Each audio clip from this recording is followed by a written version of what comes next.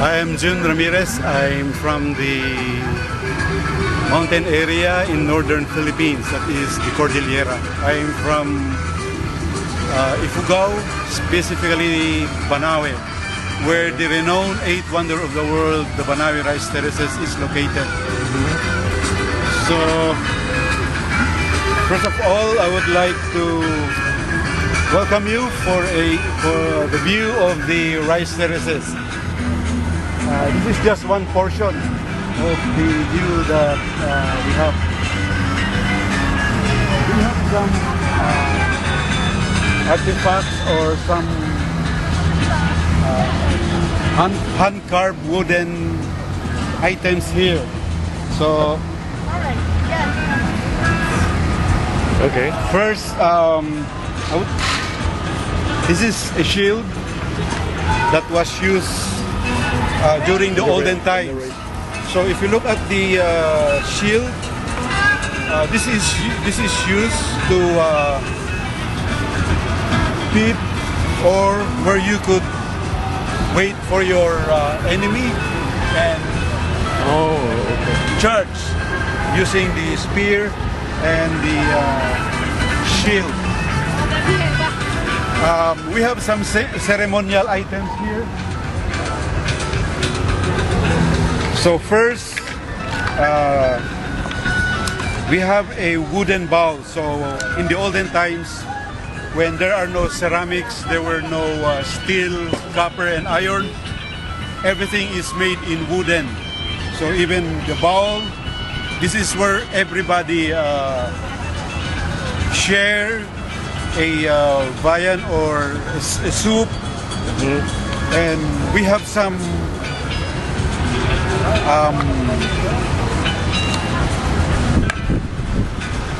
what's the name of that? Yeah. These are made from coconut. Okay. We have also wooden spoon. Of course, as I told you, there were no steel, or there were no spoons before. Okay. We have a container here called hukop.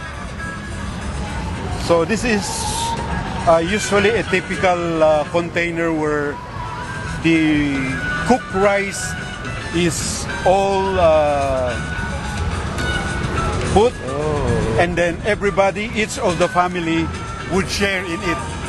So we don't have before the individual plates, but all in this hukop is a cooked rice container.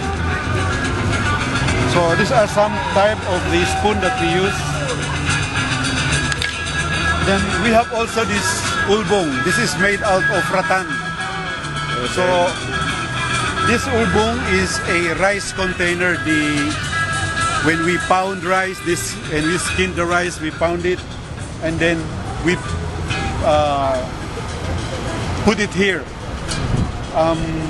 This is very important to us because it prevents the rice from pests like cockroaches and some other insects that would go inside, and it preserves. We have a natural preservation of this. Why? Because if this stays inside the native house, then some of the smoke, if this is newly made, then usually you see the inside part, it's usually white. But when it's already smoked a little bit, then it darkens. So this is a rice container that we have. Okay. I think that's all.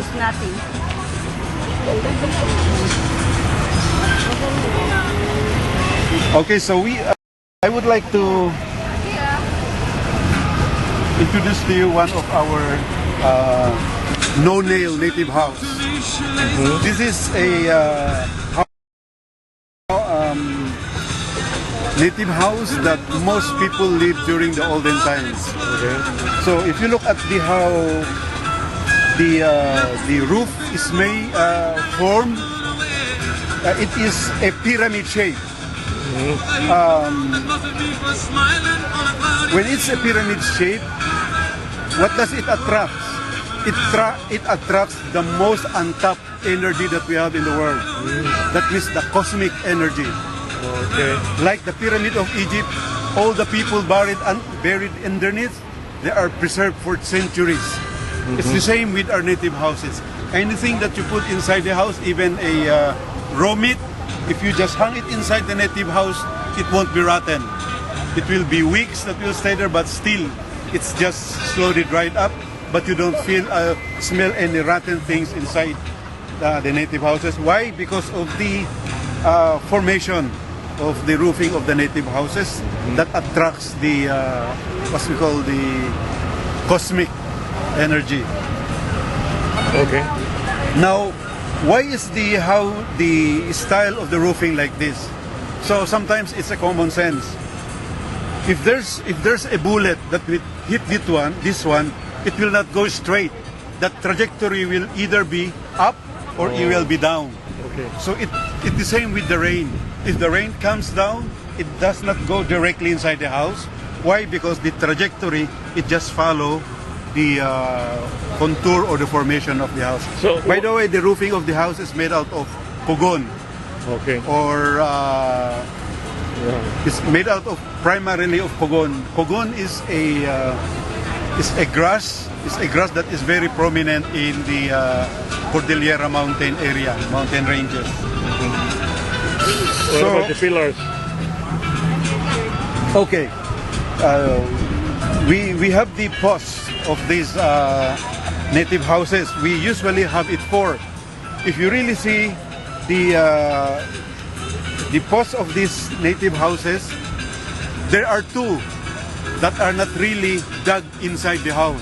So there are only two that is dug or deep inside the house. Why? Because they foresee that during earthquake, it sways with the earthquake.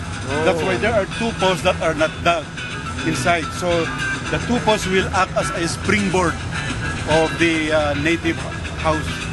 And also, if there are typhoons, it comes all direction.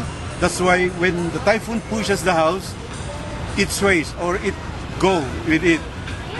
That's why two of the posts are not dug inside the ground. Okay. Okay, so we have actually a ladder here that allows one to enter the house. So this is the door. Okay, so we go on the second level of the house. So we discuss on the roofing. I would like to add that inside or underneath this roofing is where we store our harvested rice that are in bundle. So all of the palays are inside this. We call it actually maybe an attic, but because when we cook rice or when we cook food on the second level, all the smoke are going up here. The heat are going up where the rice are stored. So that is one way also of drying our rice inside the native house. Okay. I was in the second level. We have actually a ladder that goes inside. Okay. And if you see inside the native house, it's just a one room corner. You can see there are four corners and no partition. It's just all flat, and it's there where we cook. It's there where everybody eats the meal. If we have 7 members of the family, everybody would be eating there. So how big is that inside? So Can we have 5, 10 people? if I would like to get a dimension, shall we say, it's a 8 by 10, 8 feet by 10 feet area. It's a small size actually. And it's there also where the family sleeps, especially the parents and the children. But for older ones like 12 years old and above, we go out of the house and share a house. We call it a girls' dormitory or the boys' dormitory, because the girls, there's a certain area where all the girls from the village will go and sleep from 12 years old and above until they are married. And there's also a certain house for the boys who are 10 years old and above. Go there. We call it the boys' dormitory. So the other young ones, they are the one that stayed with the father and the mother inside the house. Okay. All right. So, okay, the first level is the ground level. This is we use this to entertain our visitors, or if there are some specific rituals. The ground level is used to perform rituals as well, and anything of a big feast, it is here also where we use it as the cooking area. National tour guide in the Philippines by the Department of Tourism. Oh, So my area of responsibility is the Cordilleras and Mindanao area, southern Philippines. yeah, because you sound very knowledgeable about this thing, you know. Yeah, this is basically what we have in the mountains. Oh, And yes, some of the wood carvings here are new. These are just for souvenir items. okay.